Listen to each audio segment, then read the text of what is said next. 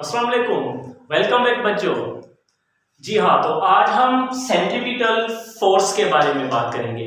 कल हमने पढ़ा था सेंट्रीपिटल एक्सीलरेशन। सेंट्रीपिटल एक्सीलरेशन को हमने मैथमेटिकल फार्मूले में भी लिखा, जिसमें हमें इक्वेशन मिली थी Ac is equals to V square divided by R. और आज के हम इस टॉपिक में या इस हम वीडियो में बात करेंगे सेंट्रीपिटल फोर्स के बारे में। सेंट्रीपिटल को हमने कल भी डिफाइन किया था कि लफ्ज जो सेंट्रीपिटल है वो एक ग्रीक वर्ड है जिसका मतलब होता है सेंटर सीकिंग। और आज हम बात करेंगे फोर्स के भी बारे में। कल हमने बात की थी एक्सीलरेशन के बारे में। एक्सीलरेशन पैदा होती है फोर्स की वजह से, मतलब किसी बॉडी पर हम फोर्स लगाते हैं उसके बाद ही उस बॉडी में एक्सीलरेशन पैदा होती है। और एक्सीलरेशन उस बॉडीज में पैदा होती है जिस बॉडी के पास मास भी होता है। जी हाँ, जिस बॉडी के पास मास होगा उसी बॉडी में एक्सीलरेशन पैदा होगी। और आज हम टॉपिक को डिफाइन करेंगे सेंट्रीपिटल फोर्स। मतलब सेम कॉन्सेप्ट लेंगे भाई, एक सर्कुलर हम पाथ लेंगे, एक सर्कुलर ट्रैक में यहां से यहां तक हम इसका रेडियस लेते हैं। अब इस रेडियस में जैसे हमने कल बात की हुई थी कि हम इसके रेडियस में एक मैसिव स्टोन और मैसिव ऑब्जेक्ट को टाइट करते हैं। इसको टाइट करने के बाद हम जैसे ही हम इसको एक फोर्स लगाएंगे तो ये पत्थर मूव करेगा आउटवर्ड, ये पत्थर बाहर चला जाएगा।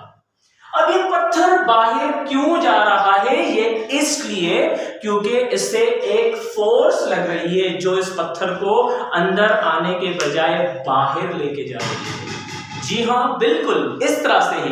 लेकिन ये बाहर नहीं जाएगा, बाद में मैं इससे भी डिफाइन करूंगा। जो इस पत्थर पर जो आउटवर्ड फोर्स लग रही है उसको हम क्या बोलते हैं? चलो मैं अभी से ही बात कर देता हूं। तो उसको हम नाम देते हैं सेंट्रीफ्यूगल फोर्स का।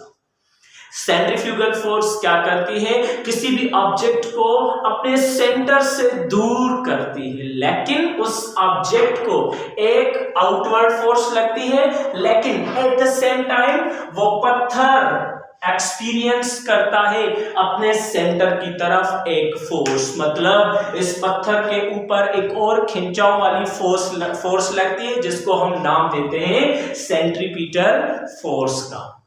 मतलब अब पत्थर बाहर भी जाएगा अंदर भी आएगा, equal in magnitude but opposite in direction force लगेगी। अब पत्थर बाहर नहीं जाएगा ना ही अंदर आएगा, बिल्कुल वो इस तरह से क्या हो जाएगा? रोटेट हो जाएगा। क्यों रोटेट हो रहा है? हम इसको इस तरह से गोल गोल घुमा रहे हैं। अब जैसे ही हम इसे गोल गोल घुमाएंगे ये पत्थर सर्कुलर ट्रैक में मूव करता चलता जाएगा। जी हाँ, वैसे ही अब जैसे ही यहां पर अब स्टोन पहुंचा, स्टोन एक्सपीरियंस करेगा एक आउटवर्ड फोर्स, बाहर भी जाएगा अंदर भी आएगा। जो बाहर फोर्स लग रही है पत्थर को उसे हम सेंट्रीफ्यूगल फोर्स का नाम देंगे, जो इनवर्ड फोर्स लग रही है उसे हम नाम देंगे सेंट्रीपिटल फोर्स का। तो हम इसे डिफाइन कैसे करेंगे? The force which keeps the body into the circular path, and it is always directed towards center of circle। जी हां, बिल्कुल। द रेस्पॉन्सिबल फोर्स, ये भी एक रिस्पॉन्सिबल फोर्स ही हम कहेंगे, जो इस बॉडी को सर्कुलर ट्रैक में सर्कुलर पाथ में गोल गोल घुमाएगी। तो उसको हम नाम देंगे सेंट्रीपिटल फोर्स का। और सेंट्रीपिटल फोर्स कहां पैदा होती है, डायरेक्टेड होती है towards the centre of the circle. अब ऑब्जेक्ट चाहेगा मैं बाहर जाऊं, लेकिन वो बाहर नहीं जाएगा क्योंकि सेंटर उस पत्थर को अपने तरफ खींच रहा है। तो इसके ऊपर कौन सी फोर्स लग रही है, उससे हम नाम देते हैं सेंट्रीपिटल फोर्स का। उसे ही हम नाम देंगे सेंट्रीपिटल फोर्स का। मतलब अब ये सर्कुलर ट्रैक में मूव कर रहा है, ये एक कांस्टेंट वेलोसिटी के साथ मूव करेगा। इसको मैंने कल भी डिफाइन किया हुआ था, वेलोसिटी यूनिफॉर्म वेलोसिटी, लेकिन डायरेक्शन उसकी चेंज हो जाती है, जिसके लिए हम करते हैं उसे v स्क्वायर ले लेते हैं, और s is equals to v square divided by r हमें एक इक्वेशन मिली थी। लेकिन अब हम यहां पर इस पत्थर का मास भी लेंगे। अब यहां पर आपके दिमाग में एक सवाल तो बनता है कि यहां पर पत्थर को मास भी है और उसमें एक वेलोसिटी भी पैदा हो रही है। तो हमने पीछे पढ़ा हुआ है कि भाई product of mass and velocity is equals to momentum. It means इस बॉडी में मोमेंटम भी पैदा हो रहा है। क्यों मोमेंटम पैदा होगा? इसको पत्थर को अपना मास भी है, जाहिर सी बात है। यहां पर आप जो भी पत्थर लेंगे, आप छोटे से छोटा पत्थर लें या बड़े से बड़ा पत्थर लेंगे, तो उसे आप किसी भी एक रेडियस में टाइट करेंगे, तो ये हो गया इसका पत्थर का रेडियस। यहां पर आप एक पत्थर को टाइट करेंगे, उसके बाद आप उसको यूं घुमाएंगे, बिल्कुल ये घूमता भी जाएगा, तो इसमें एक मोमेंटम भी पैदा होगी। मोमेंटम कैसे हम फाइंड करते हैं? प्रोडक्ट करते हैं मास और वेलोसिटी का, हमें p का पता चल जाता है। लेकिन यहां पर मास भी है, वेलोसिटी में चेंज भी आ रही है, तो यहां पर एक एक्सीलरेशन भी पैदा होती है। अब देखें, यहां पर आपकी एक एंगल भी बन रही है, जिसको हम शो करते हैं थीटा के साथ।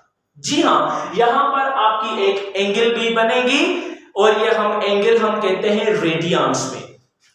सर्कुलर पाथ में जो हम एंगल्स मेजर करते हैं वो हम कहते हैं 1 radian. 1 radian is equals to 57.3 degree के हम इक्वल लेते हैं। इसको भी हम डिफाइन करेंगे। 1 रेडियन कैसे होगी, 2 रेडियन कैसे होगी, या उसको हम एंगल्स में कैसे मेजर करते हैं, इस चीजों को भी हम डिफाइन करेंगे आहिस्ता आहिस्ता से। तो पहले हम बात करेंगे इसके फार्मूले पर। इसका फार्मूला हम कैसे बनाएंगे? देखें, according to Newton's second law of motion. अब यहां पर आप न्यूटन का सेकंड लॉ भी आप अप्लाई करेंगे। न्यूटन का सेकंड लॉ आपने पढ़ा हुआ है, F is equal to ma।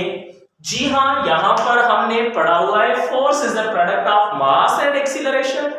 लेकिन यहां पर हम कुछ स्लाइटली चेंजेस करेंगे। वो कौन सी चेंजेस आ रही है यहां पर? वो चेंजेस ये आएंगी कि जो हम यहां पर फोर्स ले रहे हैं, यहां पर लीनियर फोर्स को हम इक्वल लेंगे सेंट्रीपिटल फोर्स के, और यहां पर हम जो एक्सीलरेशन लेंगे वो हम लेंगे सेंट्रीपिटल एक्सीलरेशन। ठीक हो गया? अब यही वैल्यूज इस इक्वेशन नंबर 1 में हम पुट करेंगे, तो आपकी इक्वेशन नंबर 1 अब बन जाएगी FC is equals to MAC। Centripetal force is also the product of mass and centripetal acceleration। अब देखें, कल हमने टॉपिक पढ़ा हुआ था कि भाई centripetal acceleration is equals to v square divided by r। तो हम AC की जगह पर v स्क्वायर अपॉन r भी लिख सकते हैं। तो ये इक्वेशन आपकी हो जाएगी FC is equals to MAC over R। अगर आपको यहां पर ठीक से दिखाई नहीं दे रहा, मैं यहां पर इस इक्वेशन को भी नोट कर लेता हूं। FC is equals to MV square divided by R हम लेंगे। जी बेटा, तो जैसे हम कल हमने पढ़ा हुआ था सेंट्रीपिटल एक्सीलरेशन। अब इस फोर्स लगने की वजह से ही इस बॉडी में एक्सीलरेशन पैदा होगी। एक्सीलरेशन पैदा होती तब है जब वेलोसिटी में चेंज आती है, और यहां पर जो चेंज आएगी वो किस लिए आ रही है कि एक तो यूनिफॉर्म वेलोसिटी के साथ वो जो पत्थर है वो मूव कर रहा है। अब वो पत्थर नॉर्थ डायरेक्शन से ईस्ट और वेस्ट डायरेक्शन में जब वो चेंज हो जाएगा तो उसकी डायरेक्शन में भी जैसे चेंज आएगी वहां पर हम लेते हैं एक्सीलरेशन। तो हमने सेंट्रीपिटल फोर्स का फार्मूला ले लिया, F = msc/r। तो इसे हम नाम देते हैं सेंट्रीपिटल फोर्स का। सेंट्रीपिटल फोर्स वो फोर्स होती है जो पत्थर को या किसी ऑब्जेक्ट को अपने सेंटर की तरफ खींचती रहती है। अब जिस तरह से मैं बात करूंगा कि भाई ऊपर जैसे हमारे सैटेलाइट्स मूव कर रहे हैं, उन सैटेलाइट्स पर सेंट्रीपिटल फोर्स भी लग रही है, सेंट्रीफ्यूगल फोर्स भी लग रही है। अब उन लोगों को छोड़ दो, अगर हम किसी पत्थर को अपने हाथ में लेकर यूं यूं जोर जोर से घुमाएंगे तो उन पत्थरों पर भी वही फोर्स लगेगी, एक फोर्स लगेगी जो उस पत्थर को अपने सेंटर से दूर करेगी। अब जो दूर करेगी फोर्स उसको हम नाम देंगे सेंट्रीफ्यूगल फोर्स का, और जो पत्थर को अपने सेंटर की तरफ खींचेगी उसको हम नाम देंगे सेंट्रीपिटल फोर्स का। Centrifugal force, the force which keeps the body away from the centre. और उसका जो फार्मूला हम लेंगे सेंट्रीफ्यूगल फोर्स का, F = -mv² हम लेंगे R। अब यहां पर नेगेटिव साइन इंडिकेट करेगी अपोजिट डायरेक्शन। सेंट्रीफ्यूगल फोर्स को इस तरह से भी आप कह सकते हैं सेंट्रीफ्यूगल फोर्स। आप उसको इस तरह से भी कह सकते हैं the force which is equal in magnitude but opposite in direction with centripetal force is also known as centrifugal force। अब जैसे ही हम मक्खन और दूध की बात करेंगे, जब हम लस्सी वगैरह बनाते हैं तो लस्सी बनाते वक्त हम एक डिवाइस हम इस्तेमाल करते हैं।